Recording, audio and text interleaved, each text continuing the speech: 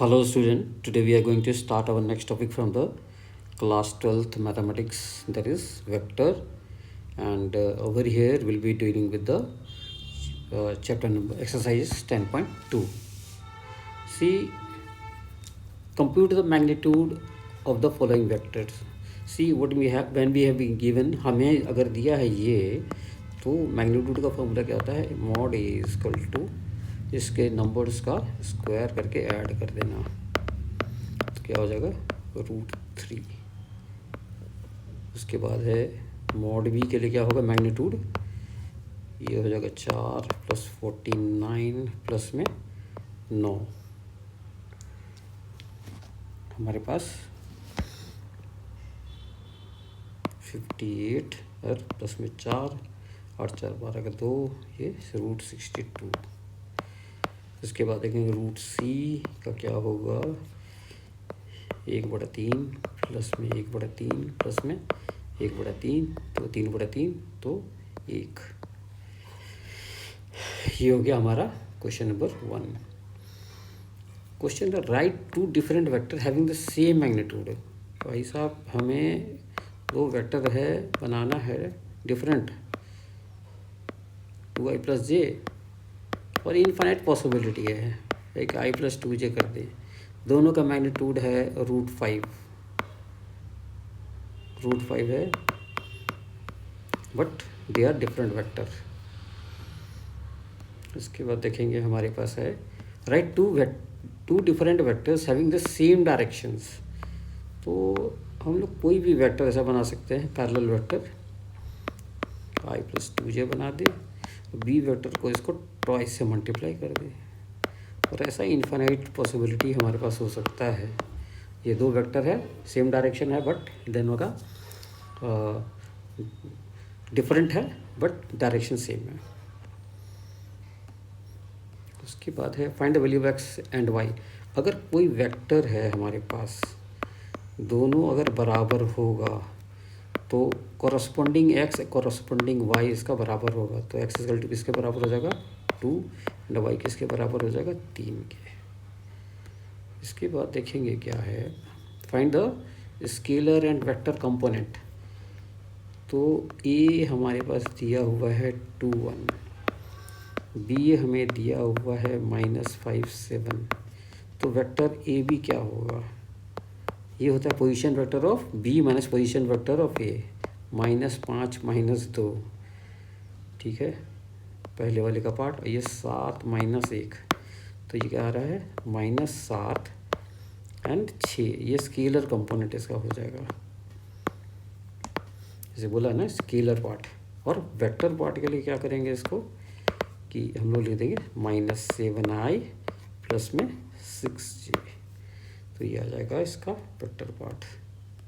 अब हम लोग आएंगे find the sum of the vector, और जैसे इन तीनों का सम निकालना, a + b प्लस में c। तो देखेंगे क्या है, ये 1 + 1 2, 2 - 2, तो ये तो 0i हो गया, j -6 -2 -8 और +4, तो क्या हो गया 4j, और यहाँ 5 1 6 और उसमें से 7 चला गया तो -k, तो हमारे पास आ गया 4j - k। ये हो गया हमारे पास क्वेश्चन नंबर 6। इसके बाद देखेंगे हम लोग क्वेश्चन नंबर 7, यूनिट वेक्टर। तो यूनिट वेक्टर में हमें ध्यान देना है क्या होता है यूनिट वेक्टर, एक आप लगा देंगे गिवन वेक्टर अपॉन मॉड ए। तो एक चीज़ देखेंगे कि हमारे पास i प्लस में, ये हमारे पास i प्लस में j प्लस में 2k है, इसके मोड से डिवाइड कर दो, 1 प्लस में 1 प्लस में 4, तो i + j + 2k divide by √6, तो ये हो जाएगा हमारा यूनिट वेक्टर। इसके बाद हम लोग जाएंगे unit vector in the direction of P Q. तो हमें पता है पी क्यू के लिए position vector Q minus position vector of P. Q का क्या है 4 5 6, इसका क्या है 1 2 3 सब्ट्रैक्ट करेंगे तो क्या होगा, 4 में से गया 3, 5 में से 2 गया 3, 6 में से 3 गया 3, तो आ गया मेरे पास ये वेक्टर आ गया, vector P Q is what, ये आ गया 3i plus 3j plus 3k। अब हमें क्या चाहिए, यूनिट वेक्टर, तो यूनिट वेक्टर के पी क्यू कैप, तो गिवन वेक्टर डिवाइडेड बाय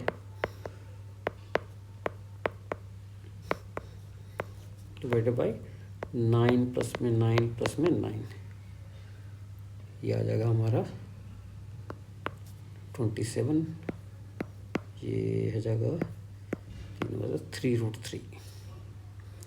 तो देखेंगे क्या चाहिए हमारे पास, 3i प्लस में 3j प्लस में 3k डिवाइडेड बाय 3√3, ये आ जाएगा हमारा क्वेश्चन नंबर 8। इसके बाद जाएंगे हम लोग क्वेश्चन नंबर 9 के लिए।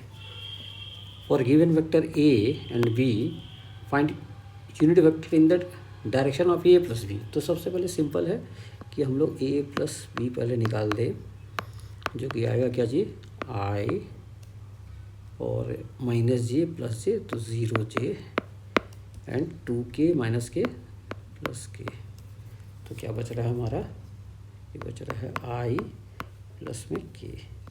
अब हमें चाहिए unit vector, unit vector means a plus B का कैप चाहिए मुझे, तो गिवन वेक्टर डिवाइडेड बाय उसके मॉडुलस से, डिवाइड बाय √2, 1 + 1 √2, 3 आ जाएगा। इसके बाद हम लोग जाएंगे find a vector in the direction of this which has magnitude 8। तो इससे हम लोग यूनिट वेक्टर निकाल लेंगे और इससे मैग्नीट्यूड से मल्टीप्लाई कर लेंगे, तो ए यूनिट वेक्टर हमारा निकल जाएगा 5i माइनस जे प्लस 2k है, इसके मॉडुलस से डिवाइड कर दो, 25 प्लस में 1 प्लस में 4, ठीक है, तो क्या हो गया 5i माइनस जे 5i माइनस जे प्लस 2k अपॉन √30, ठीक है। ये अब मुझे जो है ये वेक्टर b चाहिए जिसका मैग्नीट्यूड 8 है और a कैप से मल्टीप्लाई होगा, तो 8 इंटू ये 5i माइनस जे प्लस में 2k अपॉन √30, ये हो गया हमारा question number 10।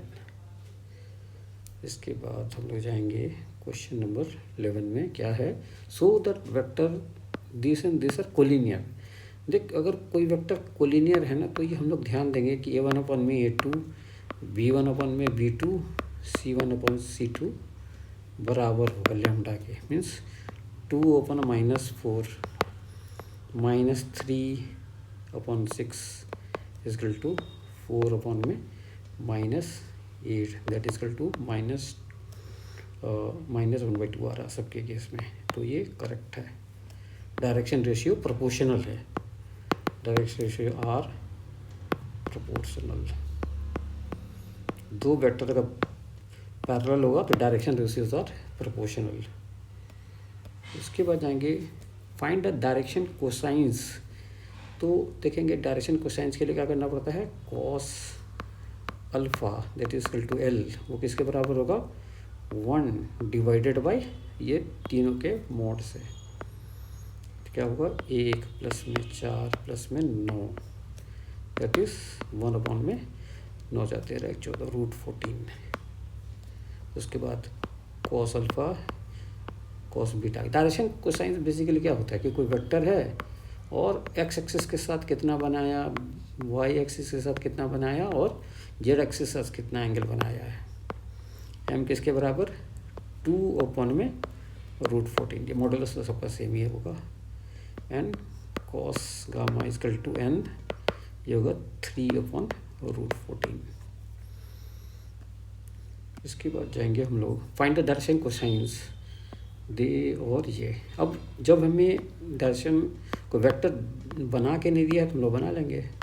Vector A B is equal to final minus initial, final क्या है -1 2 1 इनिशियल क्या है 1 2 -3 -1 -1 -2 2 -2 0 और 1 -3 तो 4।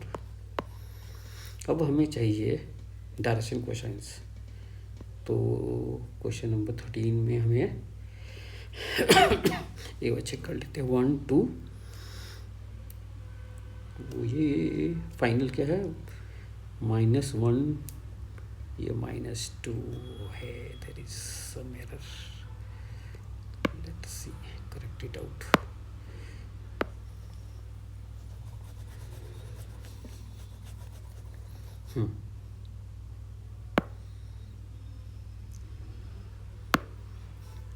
ये हमारे पास है वेक्टर ए बी। जब निकाल रहे हैं तो फाइनल में है -1 -2 और 1 और माइनस ए का 1 2 और -3 तो क्या हो गया -1 -1 -2 एंड -2 -4 और 1 -4 ये 4 हो जा रहा है।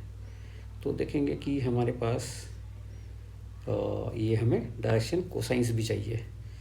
तो cos alpha that is L is equal to -2 upon में 4 16 16 मीन्स -2 अपॉन में 16 2 32 4 36 6 तो क्या हो जाएगा -1/3। उसके बाद देखेंगे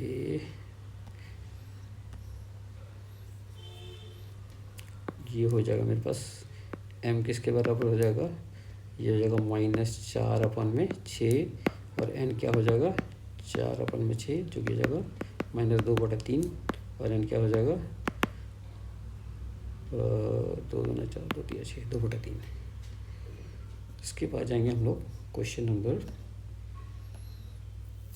14 में क्या बोल रहा है सो दैट अगर ये वेक्टर है दिया हुआ हमें और बोलते हैं इक्वली इंक्लाइंड है तो इसका मतलब है कि सारे एंगल्स जो सारे ये जो होंगे ना बराबर होगा। लेट अस सी तो देखेंगे कॉस अल्फ़ा ये क्या आ रहा है L 1 अपॉन में इसके मॉडुलस से √3 सही है। m किसके बराबर आ रहा है 1/√3 n क्या हो रहा है ये भी 1/√3 तो इसका मतलब दे आर इक्वली इंक्लाइंड है कि सब बराबर बराबर एंगल मांग रहा है बना रहा है तभी कॉस अल्फ़ा कॉस बीटा और कॉस गामा जो निकाले हैं वो बराबर वैल्यू आया है। उसके बाद देखेंगे क्या इंटरनल डिवीज़न है ये और ये रेशियो 2:1 तो जैसे बचपन में सॉल्व करते थे r का तो ये वाला इससे ये वाला इससे तो 2 × -i प्लस में j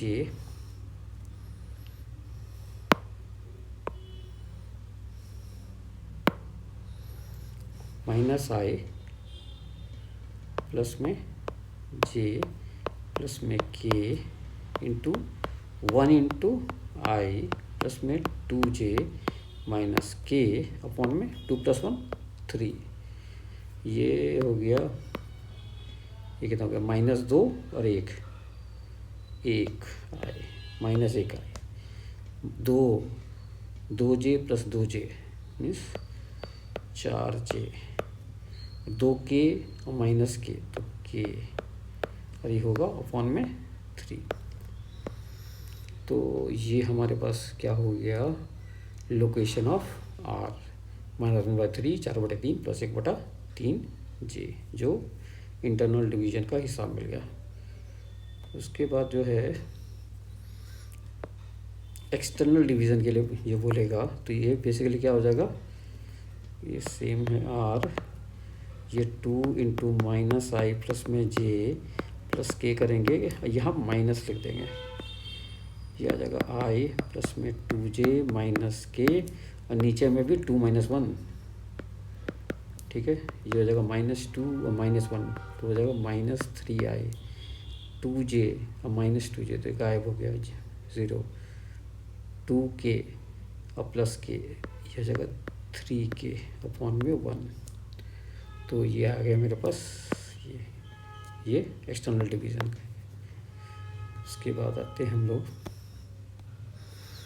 find the position vector, find the position of mid point. Mid point तो सिंपल इन द रेशियो हो गया 1:1, मीन्स इन दोनों को ऐड करो, डिवाइड कर दे 2 से। तो क्या हो गया मेरे पास 2 + 4 डिवाइड बाई 2, उसके बाद क्या है 3 + 1 divide by 2 and 4 - 2 divide by 2। तो क्या आ रहा है ये 3, ये 2, ये 1, ये आ 3 2 1। और अगर वेक्टर के फॉर्म में इसको लिखे तो 3i प्लस में 2j प्लस में k। ये हो गया क्वेश्चन नंबर 16। अब जाएंगे क्वेश्चन नंबर 17 में। ए है, बी है, सी है मेरे पास। अब हमें पता नहीं है कि कौन सा ये राइट एंगल बना रहा है, वो हम लोग ये लोकेशन सेट कर लेंगे। 3i - 4j - 4k, ये ए है मान लो। बी है मेरे पास 2i - j प्लस k। तो सी है मेरे पास i - 3j - 5k। अब करेंगे क्या हम लोग कि हम लोग ए बी निकाल लेंगे। ए बी क्या होगा मेरे पास 2 में से 2 - 3, तो क्या आ जाएगा मेरे पास -i - j और -4j, तो +3j। उसके बाद है k -4k, तो 5k। फाइनल माइनस इनिशियल, इसमें से इसको घटा रहे थे, ये भी निकल गया। इसी तरह से बी सी निकल जाएगा। बी सी क्या होगा 1 में से 2 गया है, 1 -3 और -1, तो -2j और -5 में से माइनस ये -6k। इसके बाद हम लोग आते हैं ए सी पे। 1 ये -2i और ये 1 - 3 -3 और ये तो +j। और उसके बाद -5 -4k, तो -k। सबको मोड निकाल लेते हैं। मोड ए भी क्या चीज़ आएगा हमारे पास, ये हो जाएगा 25 और 9 1 10, हो गया 35। मोड बी सी कितना आ रहा है, मोड बी 36 4 40 और 1 41। और यहाँ ए सी मोड ए सी कितना आ रहा है, तो देखेंगे 4 1 5 1 6 √6। तो देखेंगे क्या हमारे पास ए बी का स्क्वायर और ए सी का स्क्वायर बन गया हमारा बी सी का स्क्वायर। इसका मतलब ये राइट एंगल ट्रायंगल है। मीन्स कौन सा, ए बी का स्क्वायर इसका स्क्वायर किए और इसका स्क्वायर किए हैं, तो ये बी सी का स्क्वायर आ रहा है। इसका मतलब ये जो हमारा 90 डिग्री है। ये हमारा क्लियर हो गया। इसके बाद जाते हम लोग क्वेश्चन नंबर, ये हमारे पास है ट्रायंगल। तो basically triangle law of vector theorem जो है, ये भी बी सी और ये जाएगा सी ए क्लोज फिगर करके बेसिकली ऐसे ऐसे ऐसे दिया हुआ है, तो सब मिला करके 0। अब देखेंगे हमारे पास ये वाला थोड़ा सा क्लैरिटी इसके अंदर है नहीं थोड़ा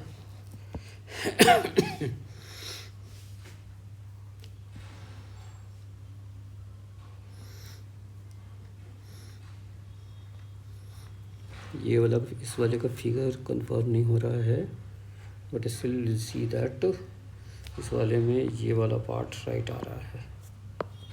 ठीक है, इसका क्लैरिटी थोड़ा सा इस फिगर में गड़बड़ है। उसके बाद देखेंगे क्या हमारे पास ए एंड बी बोल रहा है कि टू कोलिनियर वेक्टर है, तो क्या क्या इसके अंदर में करेक्ट होगा। तो अगर कोलिनियर है तो लेमडा टाइम्स ए बन सकता है, सही है, ये तो ट्रू है। उसके बाद बोल रहा है क्या, अब हमें बताना कि इनकरेक्ट क्या है। मीन्स देखिए, अगर कोलिनियर है तो ये गारंटी नहीं हो सकता है कि जैसे हम लोग बोलेंगे 2i वेक्टर है जो बराबर है -2i के या 2i के, तो ये तो गड़बड़ हो जाएगा। सी में the respective component A and B are not proportional. ये अगर ये तो हम लोग पीछे पढ़े कि A1/A2 B1/B2 and C1/C2 direction ratio proportional होना चाहिए, तो ये भी हमारा फॉल्स हो जाएगा, ये भी फॉल्स हो गया। Both vector A and B have same direction but different magnitude. अब ये बोला जा रहा है कि कोलिनियर है, have same direction, A and B are two collinear vector then which are incorrect, but both vector A and B have same direction. Direction अगर मान लो सेम कर दे,